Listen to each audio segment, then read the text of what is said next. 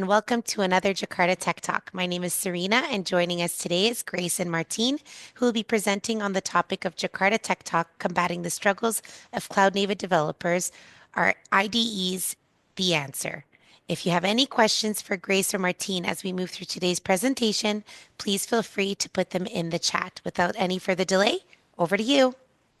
Great, thanks, Serena. And if you wouldn't mind, could you help Martin to unmute? Might be stuck in the muted phase of this.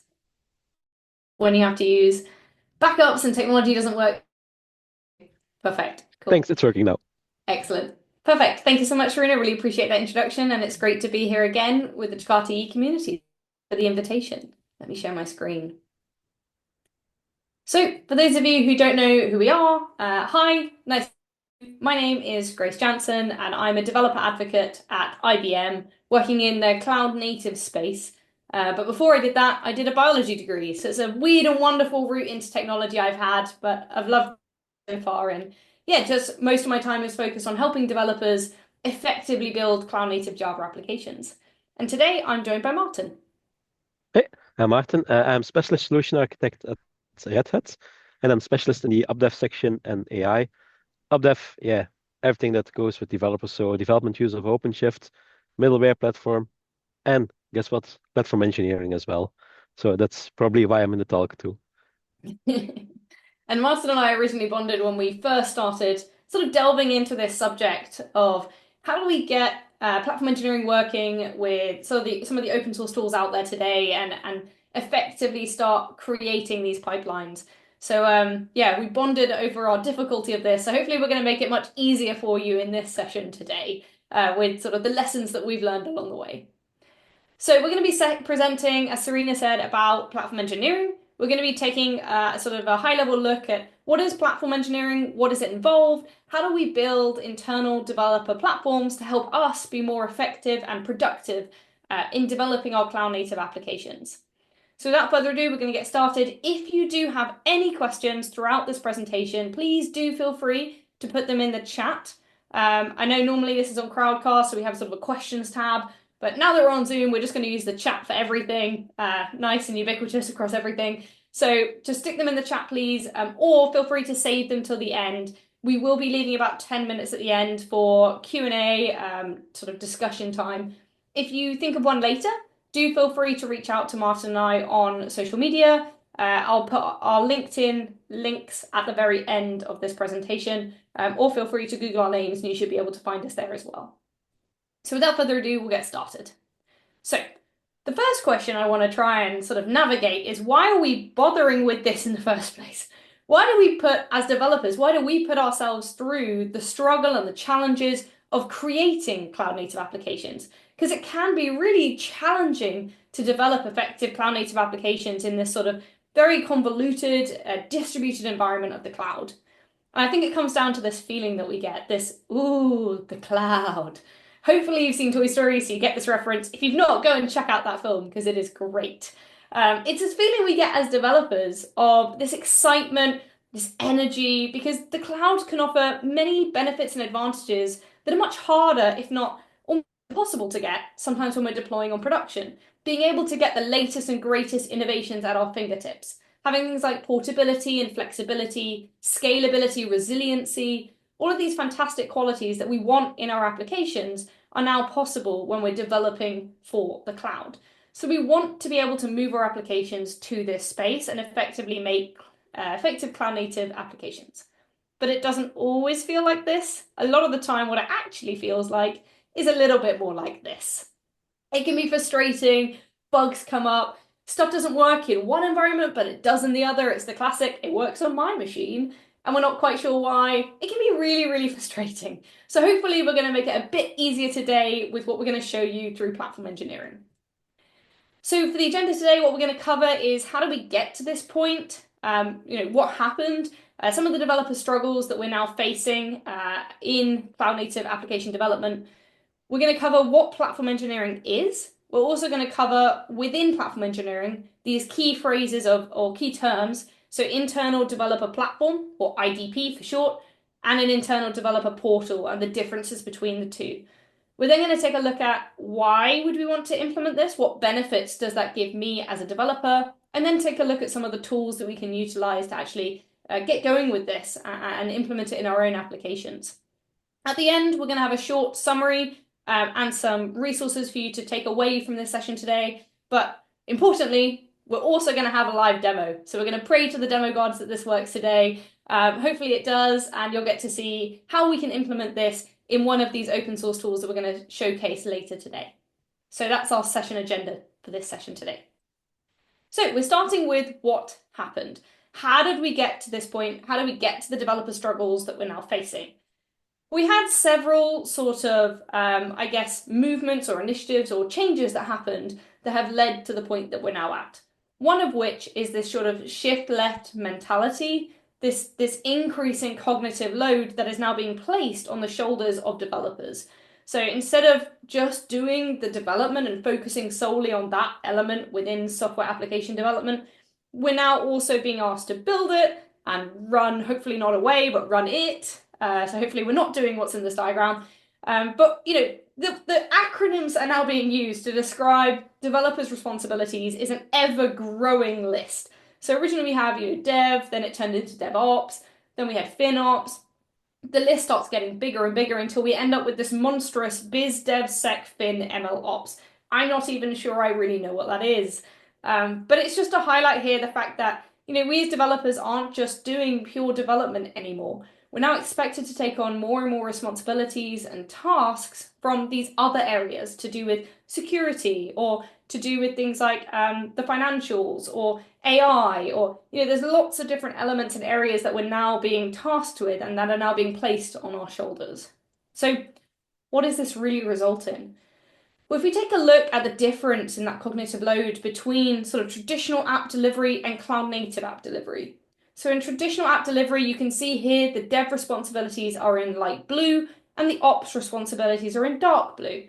So we have a very happy developer, smiley faces all around here, because they're focused on developing innovative, effective applications. So their responsibility mostly lies at the application layer, and they do a bit of things like the app build, but that's pretty much where their responsibilities end, and they get to focus solely on that. Ops, on the other hand, not happy. Very sad face here. And that's because they've got a huge list of responsibilities here, all the way from sort of that app deploy, all the way through to figuring out, the guest OS, the Java runtime, the entitlement and billing, clustering, host virtualization, the list goes on. Now, when we take a look at where this has shifted to with modern app delivery, you can see, unfortunately, we've got kind of sad or confused faces all around now. So nobody's happy in this scenario. What we've got now is dev are taking on even more responsibility. So it's gone from just apps and app build to applications, app deploy, app build, looking at things like that Java runtime, guest OS, usability, observability. The list is growing. And on top of that, ops is now a little bit confused because their roles changed as well. Now things like entitlement or billing, you can see there we've got some sort of shading. It's kind of a bit of both between dev and ops. It's not really clear anymore where the distinction is between what dev are responsible for and what ops are responsible for. It's a bit more confusing, a bit more blurred in those lines. So now we've got sad development, confused ops, and really just not many people very happy in this scenario. So as well as it being sort of increasing cognitive load, it's also increasing confusion as to who's responsible for what. Another challenge that is kind of how we got here and sort of what we're facing as developers is the fact that we now have way too much choice when it comes to tools and standards and following different sort of methodologies and protocols. When we take a look at what I like to call the cloud native grocery store, this is from the CNCF landscape of sort of all the tools that you could possibly utilize for each of the different stages of developing a cloud native application. And just to make this more fun, I added in a picture of where's Wally or Waldo, depending on where you're from. So I'll give people a few minutes to see if they can spot it in this diagram. But really, the main aim of this was to showcase that actually it's really difficult to pick out a single tool in this. If you're looking for Wally and you already know you want to look for Wally, then it's at least a little bit easier, but still difficult. If you're looking at this map, trying to figure out which tool you use, it's almost overwhelming with how many tools there are and trying to pick the best one for your specific needs and your application. Just so that people aren't left hanging, I have made this easy and pointed out where Wally is, because I know that can be annoying if you didn't get a chance to find him. But just as I said, highlighting the fact that this is overwhelming and just way too much choice. And unfortunately, the developer struggles don't stop there. There are obviously more when it comes to cloud native applications. One of which, another struggle, is CI/CD tooling. It is a really steep learning curve to be able to effectively learn what is needed for effectively deploying our application into the cloud. I really enjoyed this diagram because it summarized the way I felt when I started trying to learn this, especially coming from biology. I thought I'd learned containers. I was like, great, I'm getting there. I discovered Docker. Then I started understanding Kubernetes. And suddenly I realized that actually there's a hell of a lot more to CI/CD tooling than just containers, Docker, and Kubernetes. And it's a really steep learning curve and it's constantly evolving as we're sort of evolving each of these technologies and the underlying infrastructure as well. So this is a really big challenge for developers as we start to move towards cloud native application development. Another challenge that we face is in those containers. So being able to effectively manage containers. So containers are fantastic, as I said, at helping us to enable some of those characteristics of the cloud that we want. So things like portability and flexibility. But with that comes the challenges of lots of decisions that need to be made when it comes to container management. Things like which tools are you going to use? How are you going to configure your environments? How are you going to build your applications? It's also challenging when you've got larger organizations who are all using sort of different pipelines to get into the cloud to be able to remain consistent and stick to things like best practices or even things like regulations in the countries that you might be deploying into or developing in. There are tools that can help with this, so things like operators and cloud native build packs are tools that can help, but it's still, again, a really steep learning curve and a big challenge, especially for larger organizations in ensuring that we remain secure and resilient and that we're doing this to best practices. And along those lines, another face is those security and regulatory requirements. So as that list grows of those responsibilities that we're having placed on our shoulders as developers, security is becoming ever more sort of present and at the forefront of our minds in development in terms of are we compliance and regulatory, do we have that awareness of the compliance and regulations we need to be aware of? Are we aware of what's in our applications? As we start to introduce more and more open source into our applications, we start to introduce the potential for risks, vulnerabilities, and so it's important that we have things like SBOMs, software bill of materials, which enables us to know what is actually in our applications, and are we aware of any vulnerabilities we might have in things like source code, images, or external libraries. Do we have a trusted software supply chain? Again, especially looking at things like open source libraries, are we sure we trust where those come from and how secure those are? And do we have anything like compromised credentials within our code base as well, as things like authorization and authentication? There are literally threats everywhere, as this diagram depicts. So again, another Disney reference here. I love it. Can't get enough of them. So yeah, another challenge that we face, a big challenge that we face as developers building modern applications. And as if the depression didn't keep going, we have more challenges. Other challenges or other struggles we might be facing include things like we're likely drowning in scripts, and things like maintenance costs. So you might say today you're just going to hire more DevOps, but this doesn't really scale. We need to be able to scale this effectively. We might not be able to reach the degree of automation that we want, no matter how hard we try, because we might not just have the necessary scale that we need. We might have key person dependencies. So for any maintenance update that needs doing, we might have to have someone who might be on vacation or might have quit, for example, excuse me, to be able to actually do that. And then we've also got things like creating a new environment can take a really long time, or environments can get blocked when trying to test. So loads of challenges, unfortunately, that we are facing when trying to build our applications. And all of this kind of combines, if you're a little bit dramatic like me, to feel a bit more like this. Like, I don't really want to do this anymore. No, thank you. I'm just going to put that over there. But unfortunately, we do want the benefits of the cloud, so we do want to move in this direction. So it's about tackling those challenges with hopefully what we're going to cover today. And just to make sure that you understand that this isn't just an issue that, Martin and I have experienced. There are others in development that have proven that this is a universal challenges that we're all facing as developers. There was actually a survey done by Salesforce. There's a link here if you want to go and check it out, that showed that some of the top three causes of developer burnout were exactly the things we're mentioning. Increasing workload, that increasing cognitive workload we were talking about, pressure of digital transformation and requirement to learn new skills, that really steep learning curve we now face with cloud native tools and technologies. I really enjoyed this survey from Luca on X or Twitter, however you want to say it, where if you combine the slightly ruder no with the actual no here, you can see that actually outweighs in terms of developers. Do we actually want to be doing ops? Do we want all of this responsibility? And actually, the vast majority of people don't want this extra responsibility. They want to be able to focus on that development. The reason that they became developers, perhaps, in the first place. So being able to introduce that innovation and not having to worry about sort of the CI/CD behind the scenes. But how is the big question. We know all of these struggles, we know how we got here, but how do we actually overcome these struggles with some of the technologies we're going to introduce today? Where do we start, Martin? Yeah, I don't think it's a surprise, but platform engineering is there one of the solutions. Okay, go next, Grace. Yeah, so we have platform engineering. But what is platform engineering? Well, in the description, it's a discipline of designing and building tool chains and workflows that enable self-service capabilities. But you have to see it a bit as an abstraction layer on the flexibility that we as developers wanted when the cloud arose. We wanted the cloud because we could have more flexibility. We could do things ourselves. But then, as Grace already showed you, yeah, we built it, we ran a little bit away from it because the cloud came with too many complexities.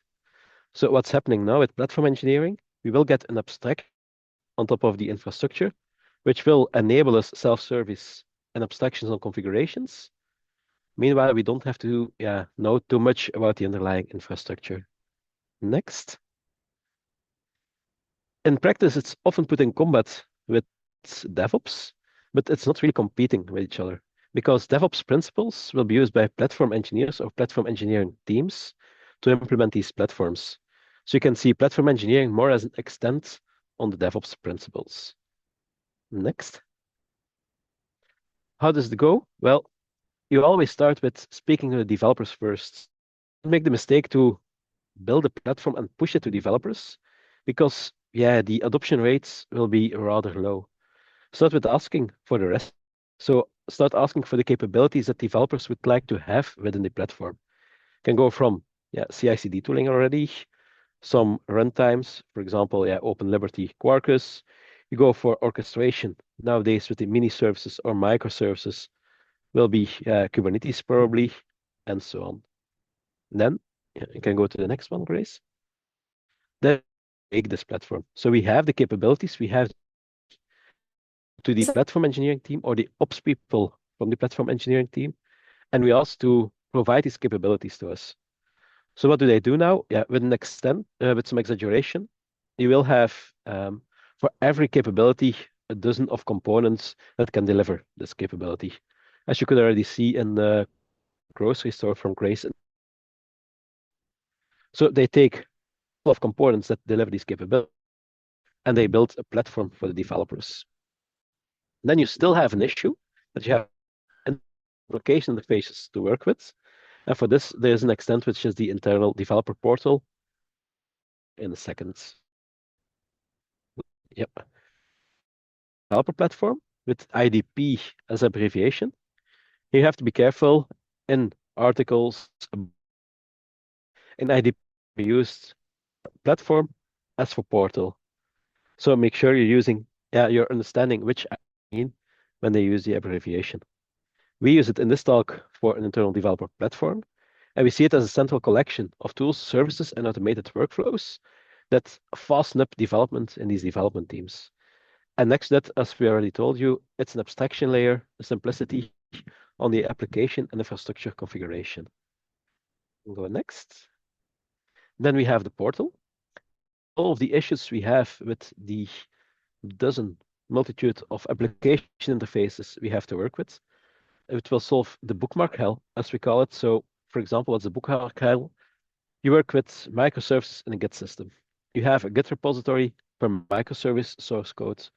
That repository consists of a couple of CI pipelines, probably.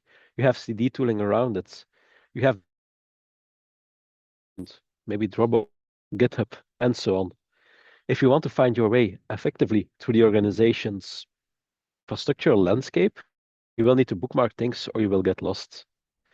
An internal portal will point of view, a singular interface on top of all these so that you have one entry point to the entire platform that you have at your disposal.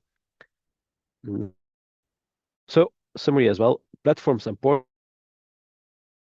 which ID you are working with, the integrated list of portal is a single view. This.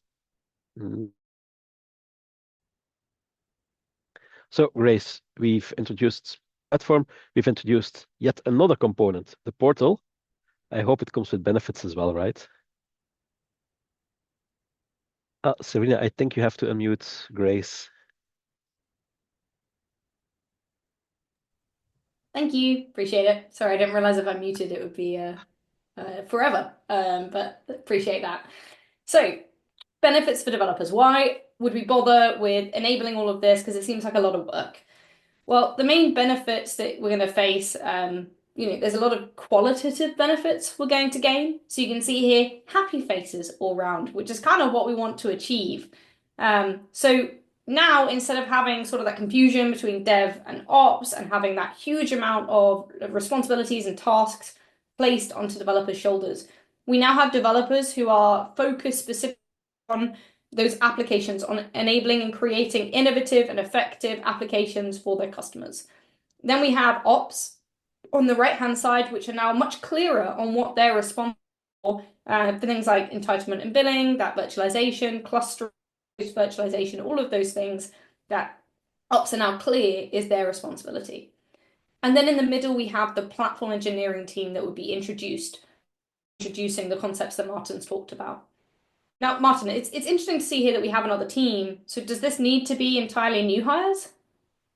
No, I think it's even better that it's new hires, but it's a team collaborating from different silos, if you can call it like this.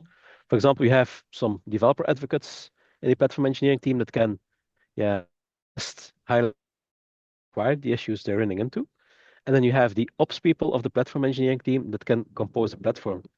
And maybe yet another important silo that can be added is maybe management as well. Because as you already told us, Grace, not everything is measurable, but it all costs time, so money. So not bad to have a representative for management layer there as well. Yep. So we can have sort of a mixed team. So especially for smaller organizations who don't necessarily have the resources or the funds available to be able to just go and hire platform engineers and create this brand new team, you can create the team within your organization, as Martin said, utilizing sort of advocates from each of those different disciplines coming together to make this platform engineering team. And this platform engineering team is really going to be in charge of creating that internal developer platform and portal. So being able to put together the list of ingredients Martin was talking about, those key ingredients of the different tools that you're going to for each stage of that development lifecycle, and then putting together recipes using those ingredients so that developers can have that self portal or capability. So they can come along and just pick up those recipes and automatically know I should be using this ingredient at this point in this way with these security or compliance regulations in place or best practices. And they can just follow that recipe seamlessly by utilizing that platform or that portal. So happy faces all around. People are a lot more clear on what they need to do. They can be more productive and work more effectively together. Now, there's also, as well as qualitative impacts, there's also quantitative impacts. So I know a lot of people, if they were to introduce this into their organization, would need to be able to their senior leadership or their decision makers. These are the measurable impacts we can show that are going to save us money, make us more effective, help us produce better products. And so there have been studies done by people like Humanitech, for example, which is linked to here, that do show those measurable impacts. So for example, wait times, they were able to show that by introducing platform, wait times decreased by up to 90% due to those blocked environments. Average deployment frequency went up by an average of 4 times, but visibility and transparency across teams decreased transactional communication. So being able to have those direct reaction based on activity of colleagues, onboarding time for new developers. This is a huge cost for many organizations, being able to get new developers or new hires skilled up enough to be able to contribute effectively to the organization. And this was a lot quicker utilizing those recipes within platform engineering. And lead time also went down as well. So you can see measurable quantitative impacts that can really enable the business to be more effective and developers to be more productive. Now, it's worth noting here that we're not introducing platform engineering as a solution that fits everyone, because it will depend on your organization and it will depend on many different things of, does the good outweigh the challenges that are involved? Just like with microservices or any other type of technology or methodology, it's worth considering whether the good outweighs those challenges and whether it's right for your organization.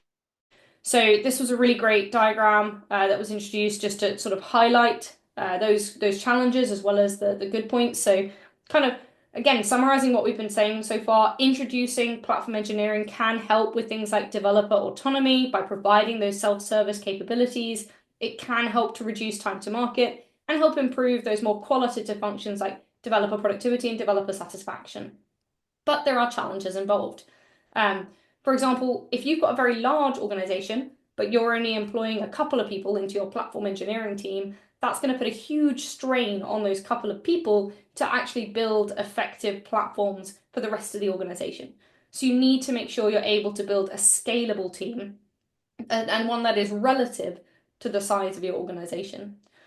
It can be challenging to be able to build those self-service solutions, especially when we're trying to ensure standardization and alignment across all of those, especially if different teams are using different tools and have different needs. So that can be a challenge as well. But overall, it's worth evaluating this for your own organization and seeing, is this something that would help you guys to be more productive and to get those benefits of that increased autonomy and improved developer satisfaction. So now that we've hopefully convinced you that platform engineering is an interesting solution to consider, what tools can we actually make use of to be able to go ahead and start introducing this into our own applications? Martin. Well, on the first side, we have the platform side. So quite some reference architectures, like this one from Humanitech.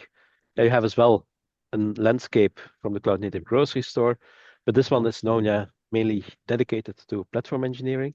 So it covers developer control planes, monitoring, security, and so on. Next, Grace. Yep. And then you have the IDP tooling landscape from platformengineering.org, which is already a bit more extended regarding components, which you can have a look at as well for certain capabilities that you want to, which components are there to use. Next one. On the portal side, so the single interface, I think most known at the moment is Backstage, which is a CNCF incubating project started by Spotify and now donated to the CNCF community. And it's an open platform for building developer portals. You can customize it, you can extend it through plugins. The only disadvantage here is that the maintenance can be rather hard because the configuration plugins and the updating of these plugins is all done through the source code of the application. So all done in React.js code. You can go next, Grace. How did we solve this with it? Well, we've created a downstream project, open source as well, which is called Developer Hub, which introduces the concept of dynamic plugins. So now we are configure Backstage itself and its plugins through YAML definitions on top of Kubernetes. So Kubernetes will be the application platform. Doesn't need to be the platform, but it requires Kubernetes to run the portal.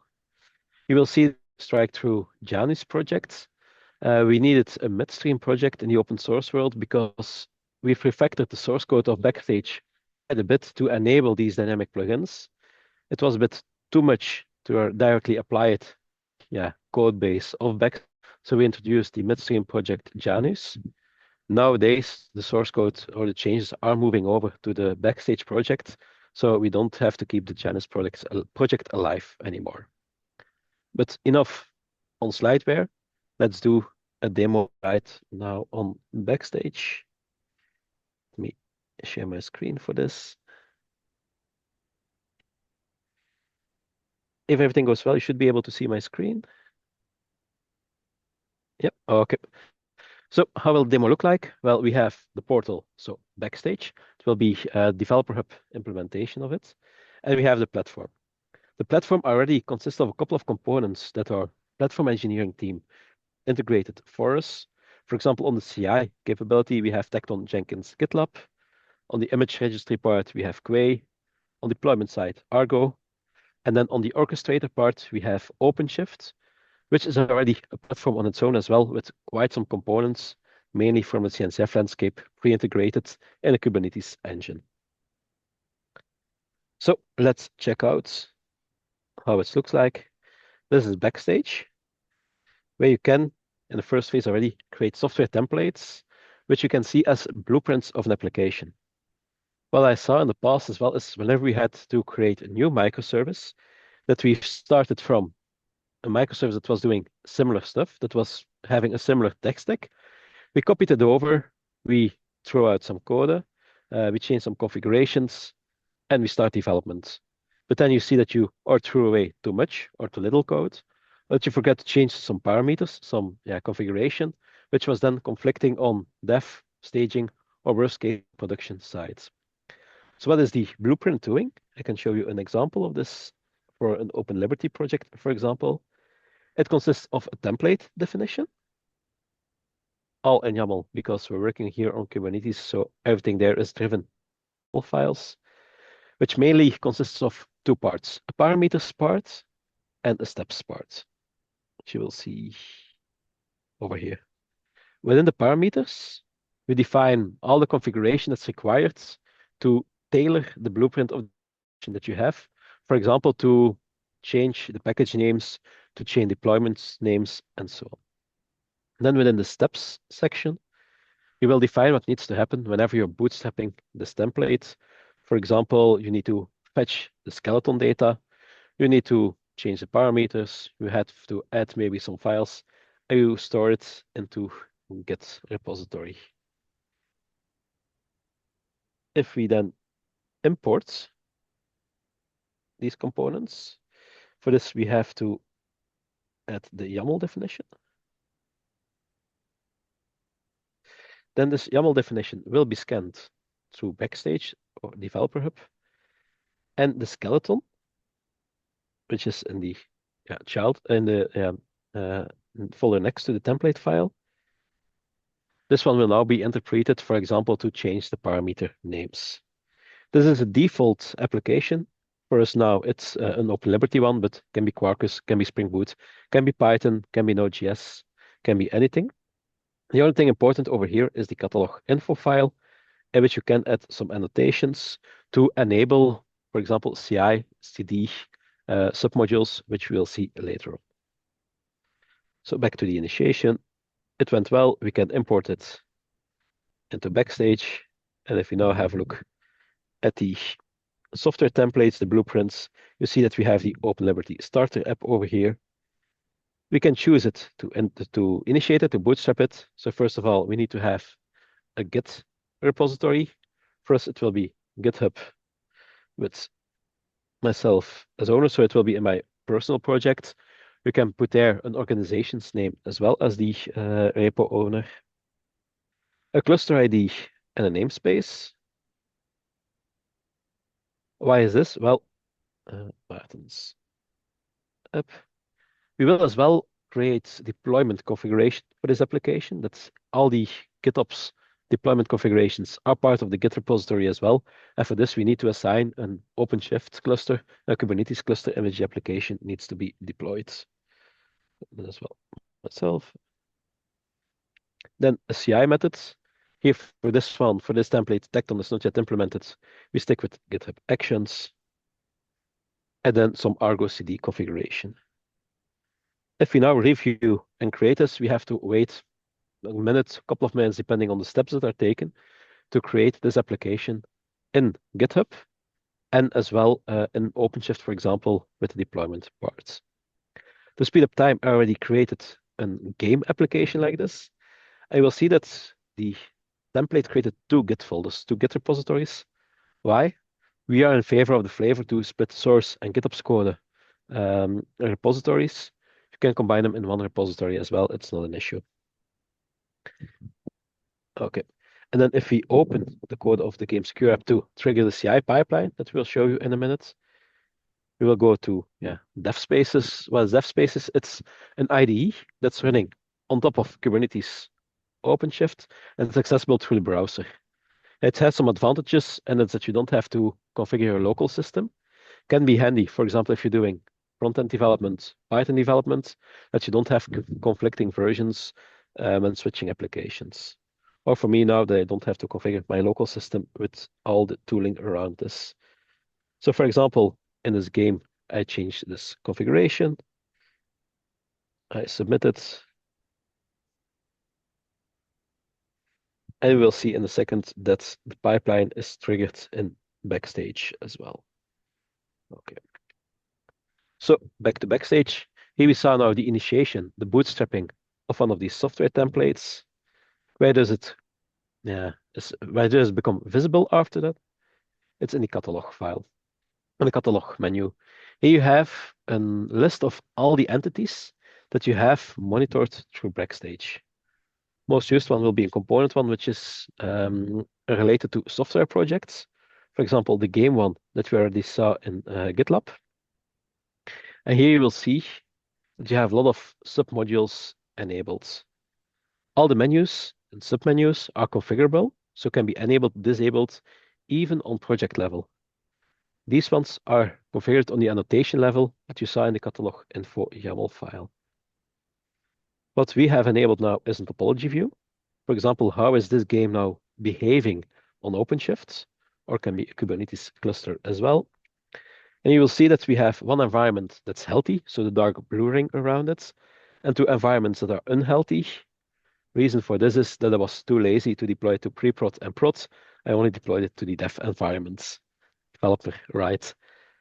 Then we have an issue stub. This is empty as well, but here you can link to Jira, ServiceNow, GitHub issues, you name it, what can be inside here. And here you can track, for example, the progress of your sprint planning, or maybe if you have to wait for CI pipeline, if you have to wait for some feedback from your colleagues, you can see, for example, which bugs are reported for this sprint that you can have a look into. Another convenient one, a one that I was missing when I was more active in software development, is to have your pull or merge requests next to your CI pipeline. Why?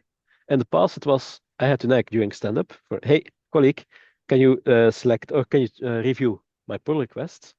Of course, they say they will do it, but 1-2 hours later wasn't done yet. You had to start nagging in Teams or pre-corona, go to the desk of your colleague and ask him to review the pull requests. Now you have it in one single view. So whenever you have to wait 1, 2, 3 minutes on your CI pipeline, you can quickly look which pull requests are outstanding. Then the most important one, a CI pipeline. So the one I triggered now is still running, but I already run one upfront so that we directly can check into this. And this is covering the secure software supply chain that Grace was already mentioning. Why is this important and why is this gaining more and more importance? Well, the answer is a hype word, a buzzword that we didn't use today yet, AI. Because you have a lot of code generation tools right now, but who is really inspecting which libraries are introduced with these tools?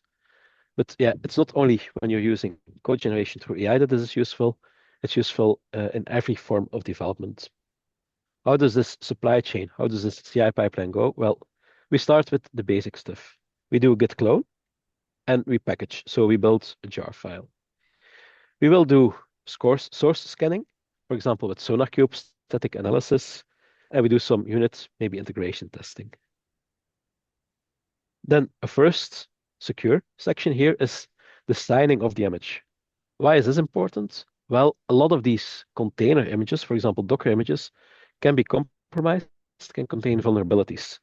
When you sign the images that you create, then you're sure that this is the image that will land on your Kubernetes system. If not, if you don't use the signatures, it can be if you're using a wrong mirror, for example, that you're dragging in images with vulnerabilities inside.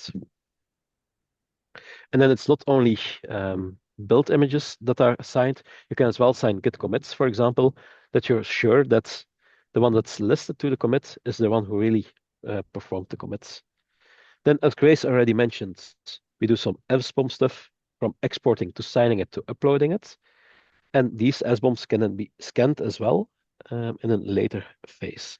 So they can be scanned then on libraries that have known vulnerabilities, or for example, libraries that you know that you can't use due to geopolitical situations. You see that I skipped a bit the ACS part. Why ACS is just a security tool, security component on top of OpenShift. You can see it as scanning images at rest, so the build images for vulnerabilities, and scanning environments within a Kubernetes system on vulnerabilities too. I think most known example here is with the Log4Shell vulnerability that we had, that you can check the images that are built now if they are using the correct Log4j dependency, and that you can check within your staging production clusters, for example, which containers are still using the compromised version of the library. As we just go to Argo and trigger a synchronization of the new version. Tab view. Sorry, of what's happening. So you see the build stage for secure dev starter as well, that everything is the real application. Pre-prod and prod are still in a degraded phase, yeah, because I was too lazy to push it forwards to the environments. Image registry, yeah, no rocket science here. Here, just built by this CI pipeline. Then we come to two interesting submodules, which is on API. Or probably you have the Swagger, and if you can already the API through this view. It's handy on catalog level, but it's even more convenient on the lists here. Because what was happening in the past as well, when I was in software development, when I had to integrate with an API of another team, it was mainly, yeah, you have to contact that person. And Murphy's Law probably, but whenever you had to contact that person through Teams, he was on holiday for 1 or 2 weeks. So you had some delay in getting the proper information. Well, here you have the APIs that are living within your organization, which can be shielded by RBAC rules. So if teams can't see all the APIs, you can configure this. But here you already find the information on how to integrate with APIs from other teams. So you don't have to contact people directly anymore, although it's maybe not a bad thing to have some communication in between the teams. Same thing goes for documentation. On the check here. Level, you have the documentation part for this repository, but you have as well a listing of everything that's happening within your organization. This is not restricted to repositories, can be as well of documentation, for example, with best code practices and so on. Maybe already one advice that I can give you. While doing proof of concepts with customers, we saw that yeah, it's not required to put all your documentation in Backstage. Why? This documentation is fed by files in Markdown formats.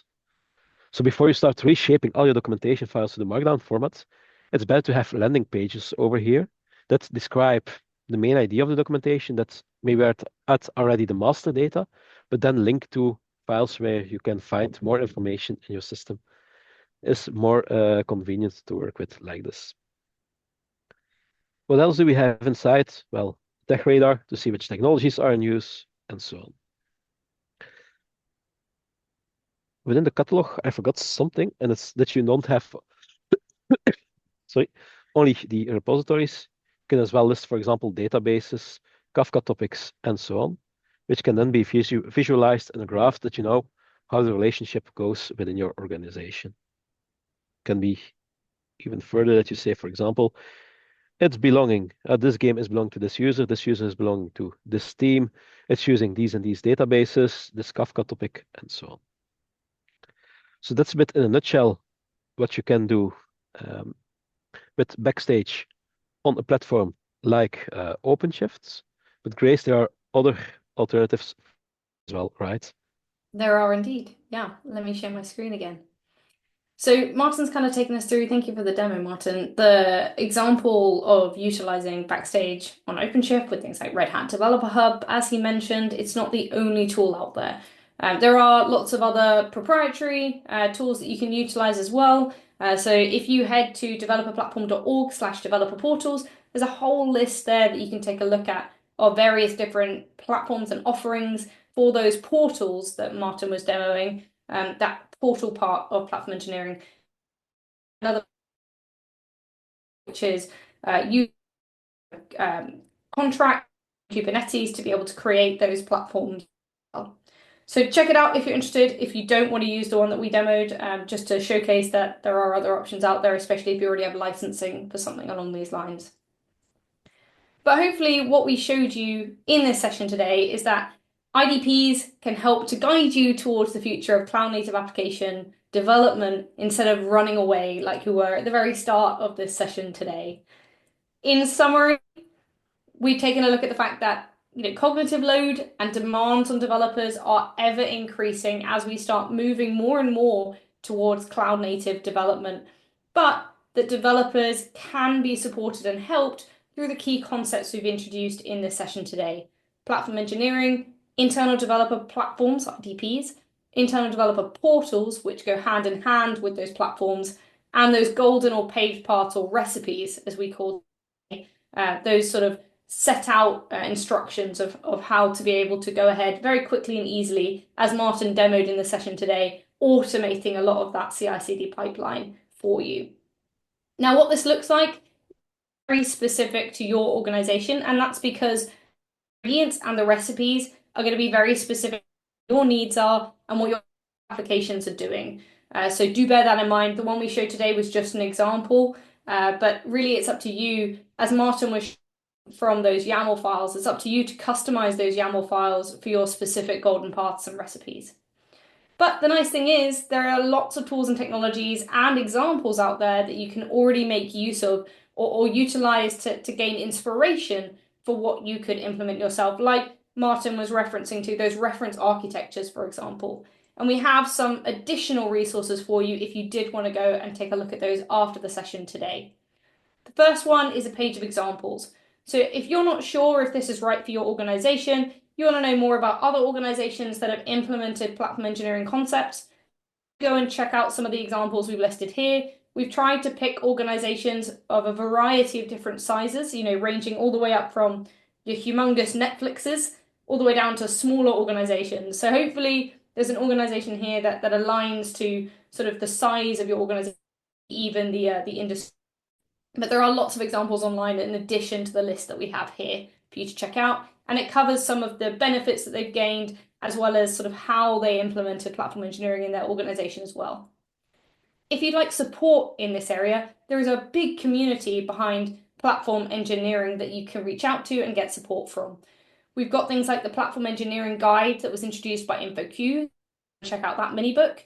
Or you can join things like the Slack channel or check out the weekly newsletter that's produced by Platform Weekly. There's also PlatformCon that happens every year, and they put all previous editions recordings on YouTube.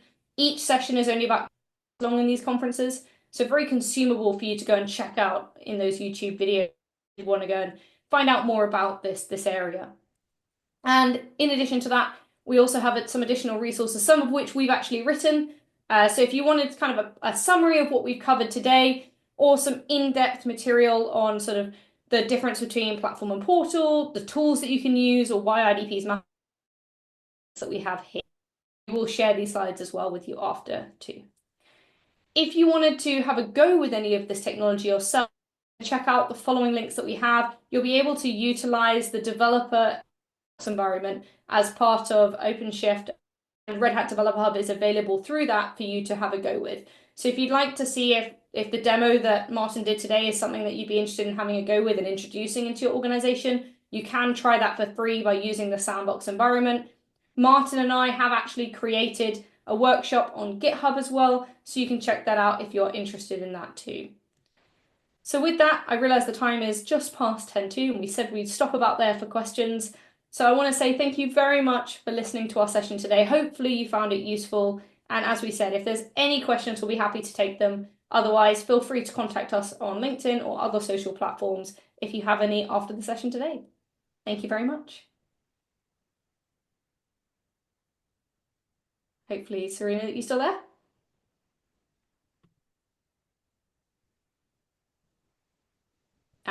Sorry, Serena, how do we do that? I'm going to stop. This is the fun of new platforms. Make host. You host now? Thank you so Hey, much. no problem. We had switched over to make you host so that you can unmute and mute yourself Thank where you. necessary. And then I couldn't make myself the host again. This is what it is. We're constantly pivoting. So I'm looking at the chat and there is no questions in the chat, but I wanted to say what a great presentation you do. I know that today was a lot of different settings and a lot of moving parts, but the presentation, the deliverables, the Disney references, I really enjoyed. So thank you both. And if there is anybody that has any questions, as this is posted afterwards, on YouTube, please feel free to reach out to us. I will put the information in the link and in the YouTube video as well, so you know how to reach out for the answers to those questions. So thank you both so much. We appreciate your time today and have yourselves a beautiful rest of your day and week. Thank you so much. Thank you. Take care, everyone. Bye.